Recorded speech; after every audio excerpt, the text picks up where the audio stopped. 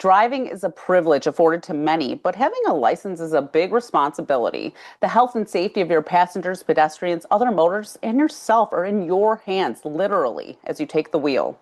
That's why it's imperative to maintain full attention while operating a motor vehicle. Joining me is Jordan Ewald, attorney at Michigan Auto Law, here to give the facts on distracted driving. Welcome to the show, Jordan. Hi, thank you so much for having me. Can you tell me, I think maybe start off with what a definition of distracted driving is. It's not listening to the radio. I mean, that's part of your drive. You can press buttons and do things in your car, but like what really is distracted driving? So I think distracted driving, the first thing that comes to mind for a lot of people is cell phones, right? But at the very core, it's anything that takes your attention away from the road, okay? So it could be eating, it could be drinking. It's definitely using your cell phone, whether it's for texting, phone calls, scrolling social media, but it can be those other things that we sometimes see in rush hour traffic too. The person who maybe didn't finish their makeup before they were able to leave for the day, or even talking to someone in your car could be distracting. It's just whatever's taking your attention away from what's around you on the roadway is what we would call distracted driving. I was behind someone yesterday and they were smoking a cigarette and on their phone at the same time. And I'm like, I don't even know.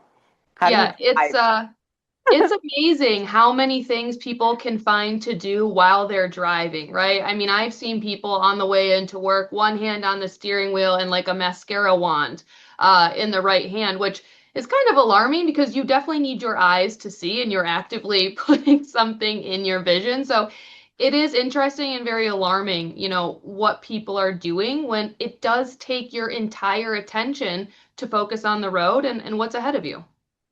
I mean, even if you are fully not, you're driving, you're paying full attention, you can even sometimes something just quickly happens. Someone slams on the brake in front of you, and you just have to be ready to go at that in a moment's notice. Sure, and that's very true. Someone ahead of you, they could slam on their brakes. Maybe, an animal runs into the roadway or another driver makes a turn that they're not supposed to. But to protect yourself, your passengers, and other motorists, you really do need to be focusing on what's going on ahead of you and around you when you're driving. I've mentioned this before with Michigan Auto Law, but I always like to mention it. Since I had kids and cell phone, I mean, like, I feel like at one point, when I was younger, I would Mhm. have used my cell phone while I was driving. And now that I have kids, I'm like, I do not want my kids to see me distracted driving because guess what? In 8 years, my daughter's going to be behind that wheel, and I don't want her looking at her cell phone while she's driving. Yeah, exactly. I mean, kids pick up what their parents, what their peers are doing.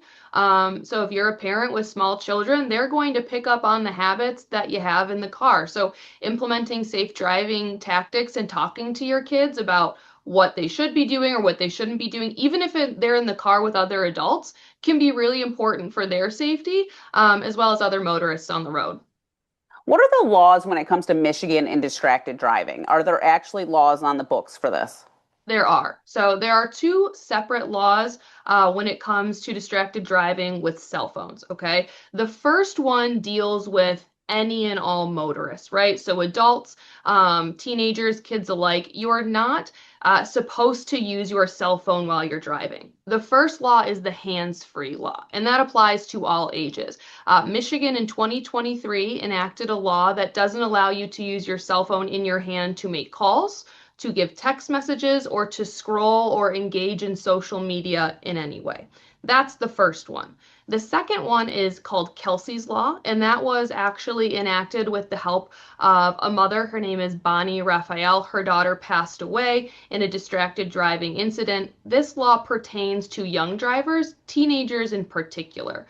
Um, Drivers with either a level one or a level two license cannot use their cell phone at all, even if it's hands free. They're just not allowed to engage in texting, phone calls, or any sort of cell phone use whatsoever while behind the wheel.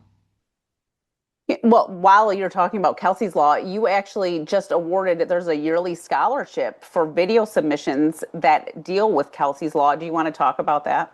Yeah, of course. So Michigan Auto Law, we started this program back in 2016. Like I mentioned earlier, Kelsey Raphael was a teenager from upstate Michigan who passed away due to a distracted driving incident. her mom, Bonnie, worked really hard with the state of Michigan to pass Kelsey's Law to try to raise awareness as well as, protect young drivers and other motorists. So the passage of Kelsey's Law came in 2013. 2016, we decided to partner with Bonnie to do a scholarship in her honor. And the focus of it is to get teens talking to other teens under the idea of they're likely to listen to their peers a little more closely than they might a mom or a dad or some sort of adult in their life.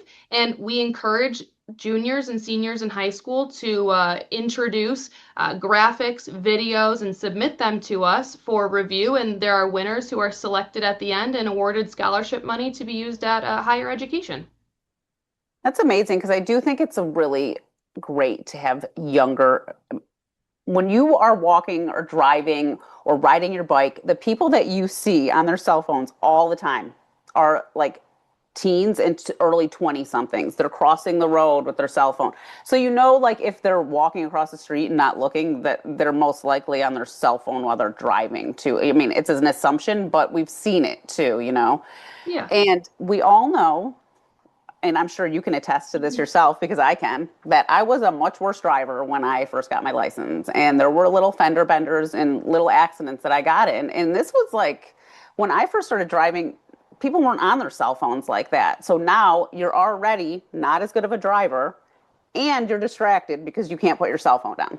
Yeah, for sure. And I think, when you're a new driver, everything is a fresh experience for you, right? And you have to learn how to anticipate things on the road. You have to learn how to kind of, navigate new situations. Adding a cell phone into it makes that even more difficult.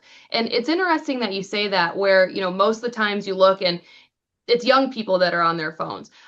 Teenagers are actually scientifically more susceptible to distracted driving because part of their brain hasn't yet developed, which makes them more tempted, makes them more susceptible to, want to get that dopamine hit that actually comes when you hear a text message come through or you hear a social media ping. It's scientifically proven that they're more susceptible to it, which is even more important that we talk about it with them and remind them of safe driving habits.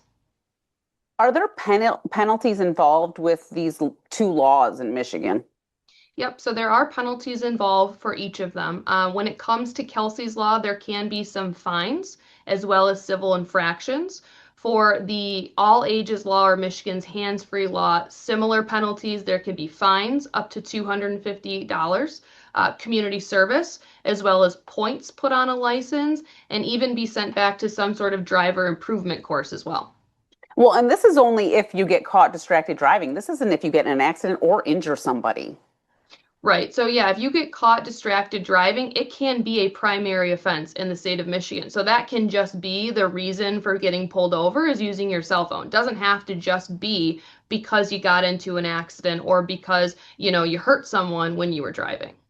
Yeah, and no one wants to think about that aspect of it either. Nobody wants to hurt somebody. That's somebody's family, and that would you'd live with that regardless of what happened to that person, just injuring them or death, which I'm sure you guys have seen at Michigan Auto Law.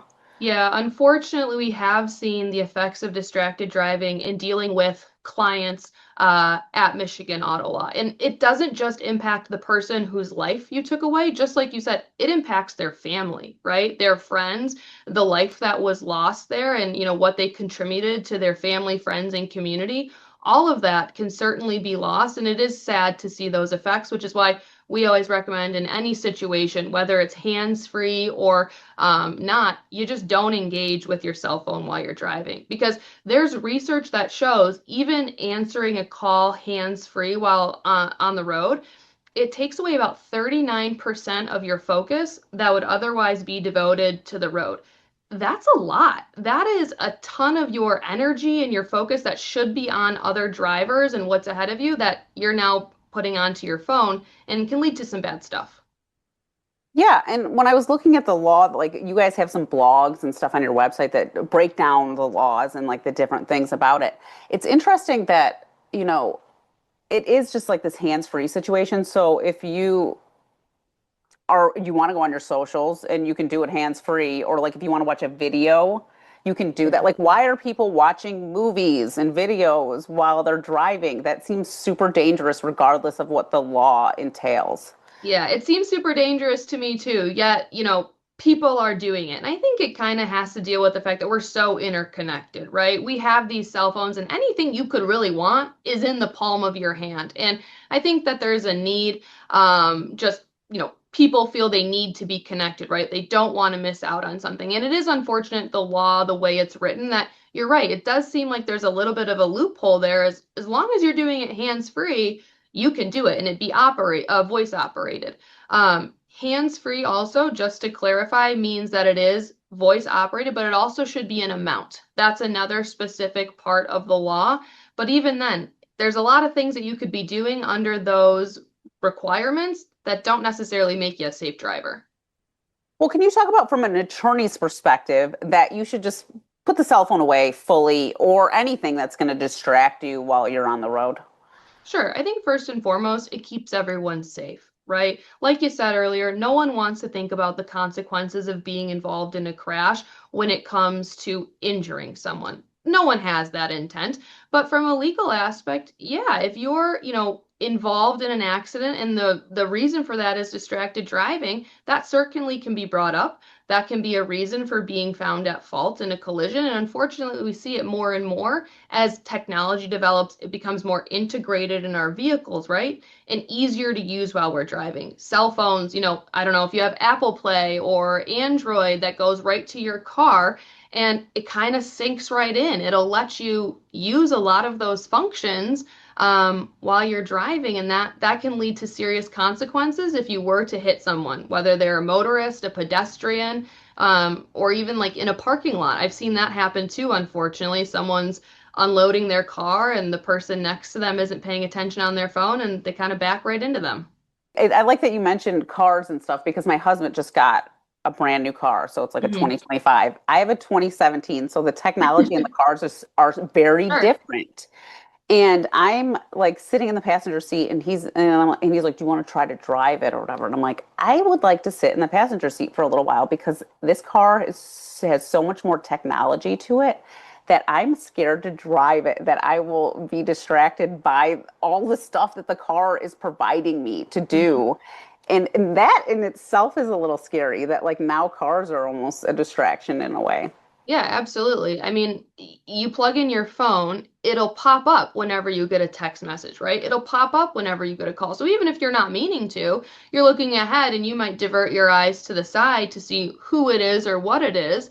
And that's just something that comes with plugging it into the cars. And it does create some kind of questions that people have with, are these really the safest things that we should be putting in our cars while we're trying to reduce accidents, make sure people are okay when they're driving? It's serious considerations. I also feel like that everything's a screen also makes it more distracting. Like when my car has buttons for the radio and like stuff like that, buttons don't feel as distracting as like when you start going into a screen and then you're just like going deeper and you're like, "Oh, well, maybe I want my radio stuff to show up in my Mhm. dashboard over here." And then you're driving, you're doing all these it's wild to me how much a It car is. can do, and you can do it while you're literally in drive. Correct. You can, swipe, you can click, you can ask it to do things for you, switch your song, all of that you can really do. Plug in GPS and things of that nature through your phone. All of that can be done while you're driving. And yeah, it can be very dangerous. Yeah, I almost like my advice is to like literally sit in your driveway or your garage and just like get to know your car really well before you start messing with it while you're actually driving somewhere. Yeah, that's great advice. And also, people can implement on their phones, like a do not disturb mode or something like that. There are specific ones for cars while you're driving. And what it does is it hides the messages and the calls from you so they don't come up, and it notifies the people that you're messaging or that are messaging you rather that you're driving, and you'll get back to them later so they don't keep trying to send you things and distract you while you're on the road. Do you have like stats on what accidents caused by distracted driving in Michigan? Like is that number on the rise?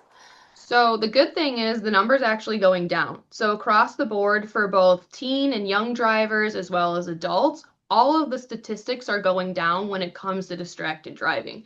So a few of them, motor vehicle collisions in general involving distracted driving are down 16% approximately from 2019 to 2023, which is the most recent data. Injury collisions involving distracted drivers, those are down about 12%. And then, fatal motor vehicle collisions that are involving distracted driving, those are down by almost 21%, which those are great numbers. So the information, the sharing of information, as well as these new laws, they certainly seem to be working and helping us pay attention and understand what it is that we should be doing. Well, that's great. So it's great to just keep the conversation going. So, like I said, like for my kids, like I'm like, I won't answer my phone in the car. Or, you know, I've seen my husband do it and I'm like, put your phone away. Don't do it in front of the kids, but don't do it at all either. Right. Like, I want you to be safe. I want to have our family intact still, too. Right. Exactly. And I think that's important for kids to understand too, like teenagers, people who are starting to get in the car with peers. If you see a friend that grabs their phone, say, "Hey, can you not do that while I'm in the car or ever, but I'm here and I'd like you not to." Or is there something I could do for you? Send the message or whatever it is. But I think it's important to start talking to them young, like you are with your kids, so that they can help themselves. And then as they get older, friends who may not have had such good guidance just so that we can all be safe. Well, we're just about out of time. Do you have any additional advice you'd like to share with our viewers from a professional or a personal standpoint? Sure. I think from a professional and personal standpoint, they go together. We want everyone to be safe, right? The goal is that you come home at the end of the day to your friends and your family. And the way that we do that is making sure that we are really focused on the road and other motorists that are ahead of us, behind us, to the side of us. And the best way to do that is just put your phone away. Put it in the console, put it in the glove box. There's nothing so important that you can't wait till you get to your destination. Or if there is some reason, pull over, get to a parking lot, and then find a safe place to use your phone where you're not putting yourself or your peers at risk. I mean, yeah, could you imagine like, oh, I got to check my phone. I'm driving, I get in an accident and it's like a junk email or something. Like it's just the Right. worst. A spam Yes. or something like that. So, yeah, there's nothing so important to risk your safety and the safety of those around you. Well, thank you for such a great conversation, Jordan. Of course. Thank you for having me. For more on this and other programs, visit a2gov.org/CTN, visit youtube.com/CTN Ann Arbor to see all that we have to offer. And remember to like, subscribe, and ring that notification. Thanks for watching and tune in next time to FYI.